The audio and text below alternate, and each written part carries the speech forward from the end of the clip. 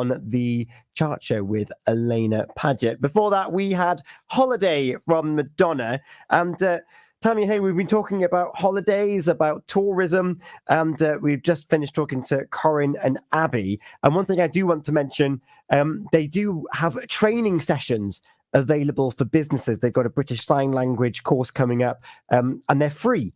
So if you want to, again, we talked about that customer care. And like we look after our customers and, we'll give them a little bit extra here and there, or like a thank you card or whatever it might be, that little surprise and delight.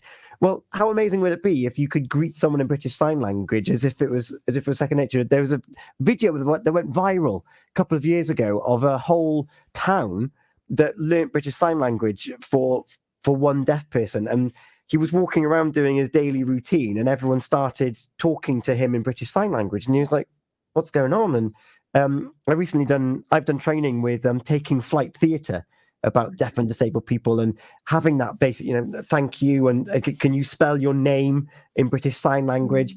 And it goes a long way of just being accessible. I did that rubbishly for the camera. See, there we go. Right, that's me. I'm Tom. And it's just those little elements can just make someone just release that tension in their shoulders a little bit, which is really important. Tammy. Oh, I just think, it doesn't, we touch back to what we spoke about accessibility and just being inclusive. It doesn't have to be expensive. So again, just that really considerate customer service of greeting someone, even in their kind of like natural tongue. Whether it is, we are using the example of British Sign Language, but if it is in any other language, just going that extra, even to actually, as Corinne said, just ringing visitors just to see if they're ready or if there's anything that they can help with, finding out someone's birthday. Just so it doesn't have to be really expensive adaptations. It's about that thoughtfulness as well. Yeah. But Hayley, I put you on, asked you about those people that with those different characteristics, and it's something to be embraced.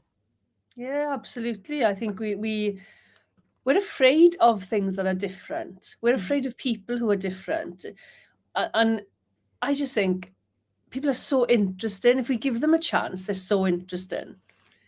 And I think all these adaptations that people are now really considering, and it's very hard as an able-bodied person who doesn't think about being different, doesn't have to think about being different. It can be hard to think about what is necessary to make somebody feel comfortable. But the fact that people are doing that now more and more, it's lovely. Yeah. So there you have it. Have a look at the Visit Pembrokeshire site if you want to find out more about the scheme that they're running, and Corin and the advisory board and Abby running the programme, helping these businesses better understand it. We've had Pavs on before talking about people becoming dementia friendly in their different shops, and the difference a welcome mat can do, and the different colours that you have, and making people feel like that there's a hole in the floor, because that's how their brain is wired now, can have profound impacts on your business and on those individuals and their carers, and reducing that risk of isolation, which I know that we've talked about here on the show before, and that feeling like, well, I can't, I'm stuck, this is what I am, this is my existence. Well, actually, no, there's things that can be done about it. Talking of holidays, Madonna's just been singing about it. We're talking about tourism, we're talking about businesses. I mentioned the clock's changing, which is supposed to bring in the spring and therefore the summer. You'd be forgiven for thinking that we'd gone back to October and November. But apparently it is around the corner, and we know this because the evenings are getting lighter.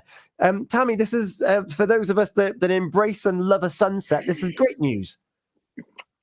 Yes. Again, we're in April, and we should be welcoming those lighter evenings. Just being able to get out in nature and just enjoy those extra hours. Really quickly, for me, the clock's going forward means that my clock in my car is the right time now. Because I do spend 6 months of the year just trying to remember it's wrong. Yeah. But again, where in that time of year, we're in spring, we should be kind of getting out there. But again, at the same time, April, it is Stress Awareness Month. We are here talking about everyone's mental health and how we should reduce that stigma around stress and mental health. So there's a lot going on at this time of year. Mm. Hayley, it's a transitionary month. The clocks transition, spring's a transition. The whole point of spring is that it's a regrowth, it's a redevelopment. And I imagine that there's some other people that might be feeling in that same phase. It was only yesterday I was reading a friend of mine's Facebook post, and we talked about this back in January. They haven't felt ready to kind of take this year on until now. And I imagine that there's a lot of people that might be feeling that same thing. That now is the time that there's their time. And what can we do about it to embrace this spring into summer? I think it's putting the weather aside, isn't it? And I know I do not like the wet weather at all. I am a sunshine girl or snow. Wet, no. But if we embrace the lighter nights, we can get out of the house a bit more. We can do, we can go and see friends more. I understand that the rain can be hard because it's all the time. At the minute, it feels like it's all the time. And I'm pretty good at kind of putting the rain aside and remembering all the sunny days. I can't remember a sunny day. We haven't had many of those. But also, I think there is a mindset shift when you start to think about spring and you start to see the flowers, you start to see the trees budding, you see all the changes in nature. I think there's a mindset shift for a lot of people. So get out to nature, go and find what's changing, go and find all the new blooms, go and find the lambs, go and find the chicks, go and find all those things that are changing and are growing. I love that. It is the miracle of what's going on around us. Some breaking news, though. If you're heading towards the Cleddau Bridge, it's currently closed in both directions. If you're out and about this evening, that's the Cleddau Bridge closed in both directions. A little bit of a breaking traffic news for you here with Links Taxis. Going around, the cherry blossom is what brings that. That's when I start knowing that there's a change around the corner. And then you mentioned the trees budding. I was walking through somewhere 3 days ago, and you can just about see the green coming off those branches. And all those trees have looked tired and just a little bit spooky. And all of a sudden, a vibrant green colour comes. I was driving back from Llandrindod Wells earlier today, and there's lambs in the field, as you've just mentioned. There really is a lot to look around and take note of, particularly of this month of months. I've mentioned tension in the shoulders. It's Stress Awareness Month, but getting out into nature, Tammy, is a way that we can actually ground ourselves again. Yeah, getting out and just, it can improve our mood. It can reduce, feelings of like stress or anger.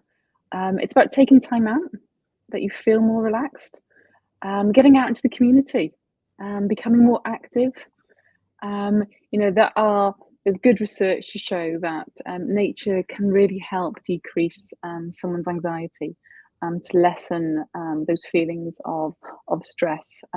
So it is important to get out and about as much as we can.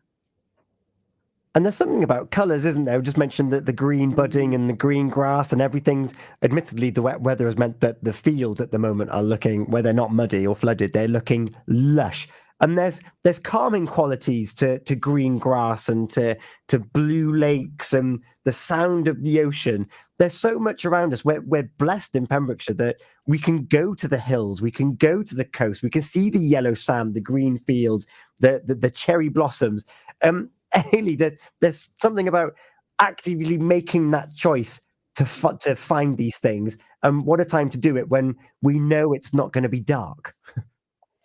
Yes, that's a benefit when it's not going to be dark. We headed down to Newgill over Easter, and my two youngest and myself tried to go in the water. And I say tried because it was absolutely freezing. Usually by now we've had a couple of sort of sea dips.